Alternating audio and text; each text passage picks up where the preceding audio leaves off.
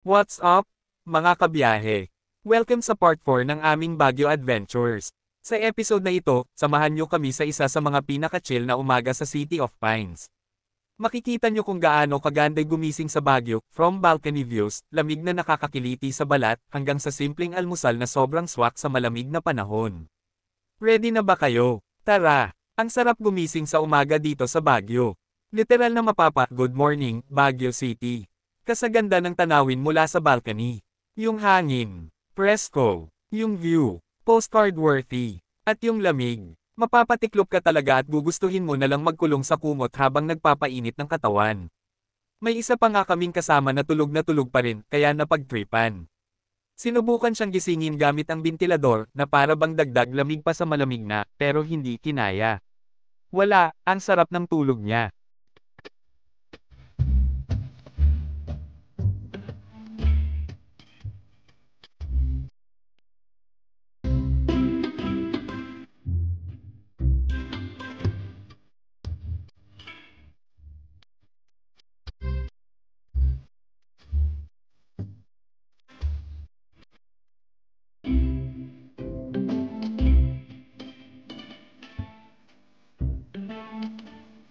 Palpak pa ng plano, tawa pa rin kami ng tawa. Ang almusal namin. Classic Pinoy breakfast, itlog at luncheon meat na binili pa kagabi.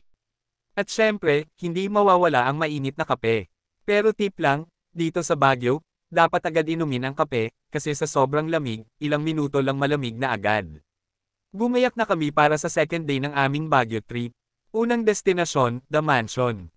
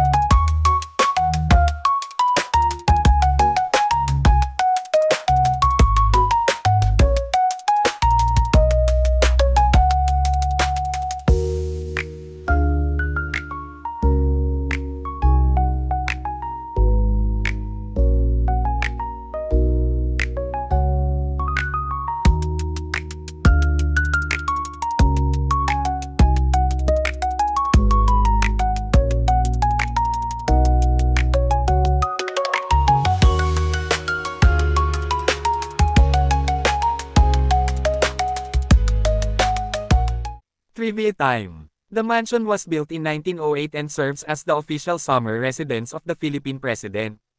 It's one of the most visited landmarks in Baguio, and the gate alone is already iconic, kaya kahit madaming tao, hindi pwedeng palampasin ang photo op dito. Medyo crowded nga, kaya agawan ng magandang anggulo para sa picture. Mabilis lang kami dito, nagpicture at dumiretso na sa next spot. Sunod naming pinuntahan ang Mines View Park.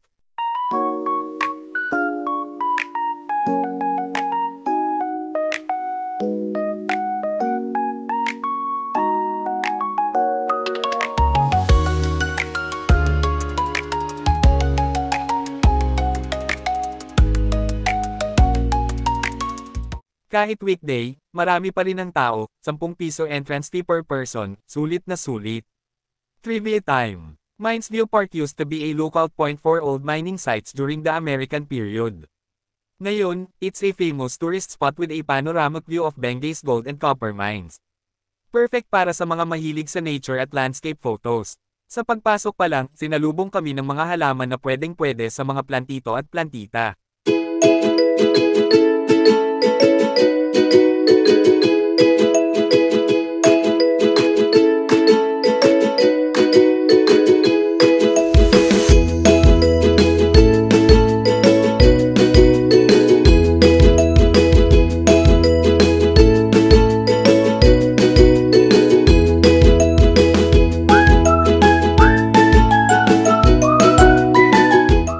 May horseback riding, katutubong attire para sa picture taking, at syempre ang famous street.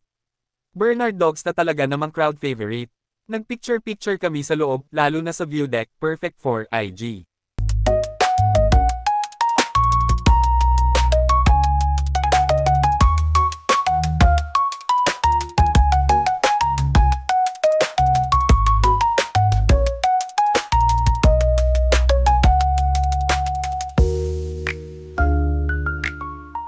Tanghali na kaya nagmeryenda kami sa labas ng Mines View.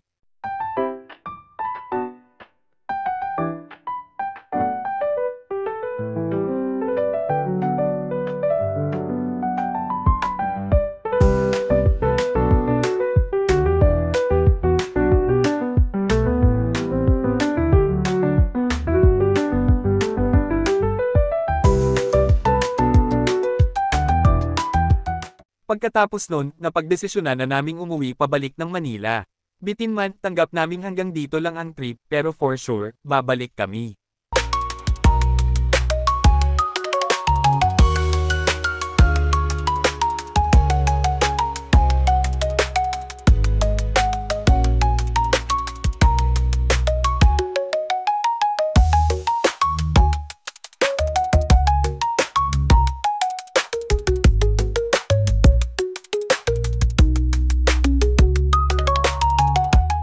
Pababa na kami ng Baguio via Cannon Road.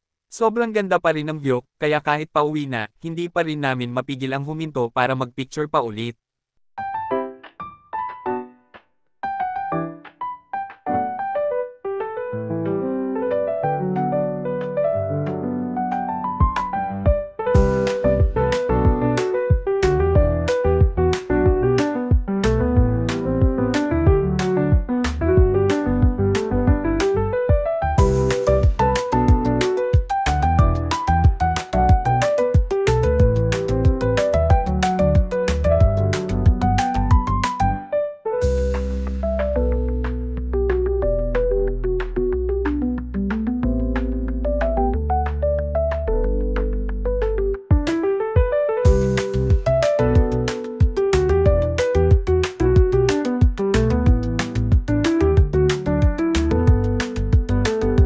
Habang nasa biyahe, halos lahat inaantok na, kaya stopover muna sa convenience store for kape.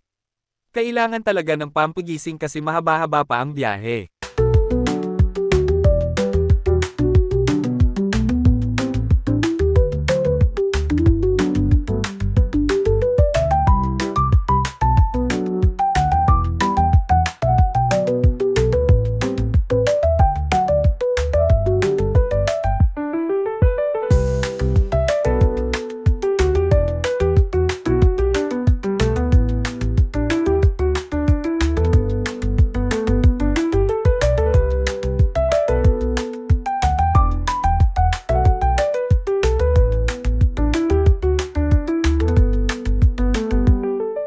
Pagsapit ng gabi, nasa Rojas Boulevard na kami.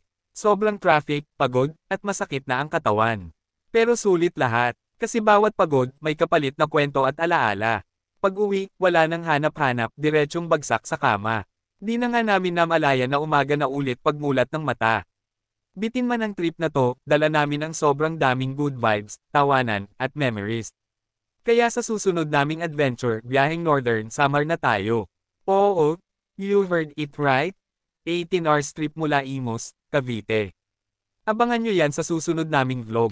Kaya don't forget to like, comment, and subscribe para updated kayo sa aming mga gala. Hanggang sa muli, mga kabiyahe.